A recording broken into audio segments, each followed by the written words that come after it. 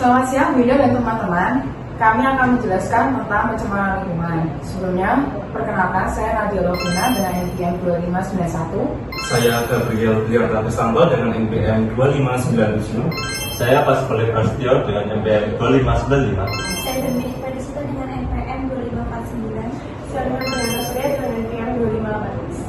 Sebelumnya, saya akan menjelaskan tentang apa itu pengertian dari pencemaran lingkungan. Jadi, pencemaran lingkungan adalah kondisi di mana terjadinya suatu perubahan atau kontaminasi akibat komponen fisik dan biologis di sistem bumi dan atmosfer.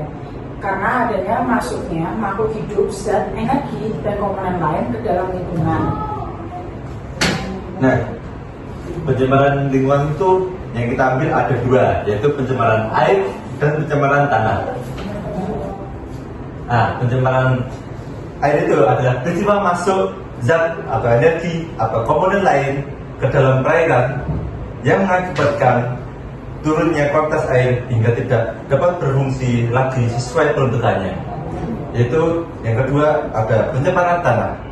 Pencemaran tanah itu adalah keadaan di mana tanah terkontaminasi oleh bahan kimia asing akibat aktivitas manusia yang menyebabkan kualitas tanah turun dan tidak dapat lagi berfungsi sesuai peruntukannya. Nah, jadi guys, ada sebab akibat dari kenapa ada sampah yang menumpuk ini.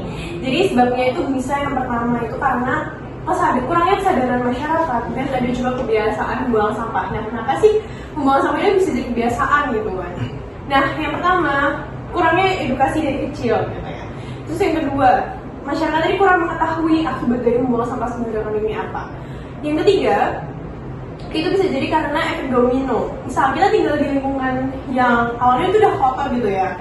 Nah, masyarakat ini bisa saja berpikir kayak ini kan lingkungannya udah kotor, jadi kan kayak yaudah nggak masalah dong kalau misalnya aku bawa sampah kan udah terlanjur kotor gitu. Yang ketiga, itu tuh ada kurangnya TPA, TPS, pokoknya fasilitas dalam membuang sampah gitu ya. Nah, karena ada beberapa tempat gitu ya, TPA-nya itu overload, kayak yang di Jogja kemarin itu kan TPA-nya sempat tutup nih karena kelebihan sampah gitu. Nah, ini juga efek dari membuang sampah sembarangan ini, karena kayak kan kalau sampah yang menumpuk kita kan udah nggak bisa misahin mana sih yang organik, mana sih yang anorganik. Yang anorganik ini bisa jadi tuh menyebabkan lama terurai, kayak plastik kan butuh harus ratusan ribuan tahun baru bisa terurai, makanya sampah itu bisa menumpuk. Terus yang kedua itu adalah pertumbuhan penduduk. Nah, semakin banyak orang, ya benar semakin banyak juga konsumsi sampahnya. Jadi kita makin banyak gitu loh gunain plastiknya. Nah, akibat dari penumpukan pembuangan sampah sembarangan ini itu pertama bisa saja virus penyakit itu lebih mudah menyebar. Jadi dari lingkungan yang kotor, misal di tumpukan sampah ini tuh ada sampah medis gitu ya, nggak bisa terolah dengan baik. Nah, bisa aja bakteri, virus yang itu kan bisa melalui situ terus menyebar luas kayak gitu. Nah, di dalam video ini juga udah ada banyak sampah organik, anorganik. Nah, di video ini juga aku nemuin waktu pembuatan video aku nemuin ada baterai yang dibuang sembarangan di pot gitu. Nah, gitu loh guys kira-kira. Terus oh ya, ada bencana, bisa terjadi fenomena bencana banjir dan lain sebagainya gitu. Baik, di Indonesia sendiri sudah ada undang-undang yang mengatur tentang sampah, yaitu Undang-Undang Nomor 18 Tahun 2008 tentang pengelolaan sampah sebagai undang-undang utamanya, dan pelaksanaannya diatur dalam Peraturan Pemerintah Nomor 81 Tahun 2012 tentang pengelolaan sampah rumah tangga dan sampah jenis rumah tangga, serta untuk pengelolaan limbah B3 diatur dalam Undang-Undang Nomor 32 Tahun 2009 tentang perlindungan dan pengelolaan lingkungan hidup. Nah, di dalam undang-undang ini diatur berbagai masalah dan kewajiban masyarakat, pemerintah maupun pengelola sampah.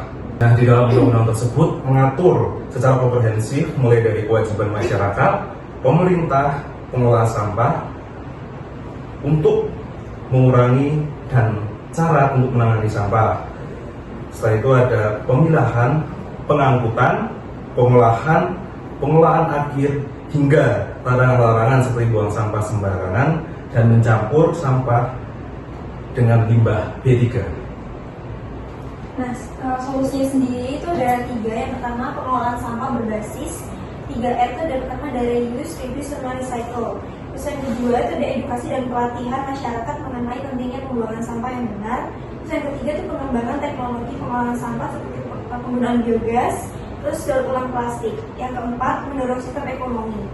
Nah, di sampah sendiri ini kan kalau misalnya kita daur ulang itu kan bisa membangkitkan ekonomi yang kurang mampu gitu. Sekian dari presentasi kami. Terima kasih. Terima kasih. Terima kasih.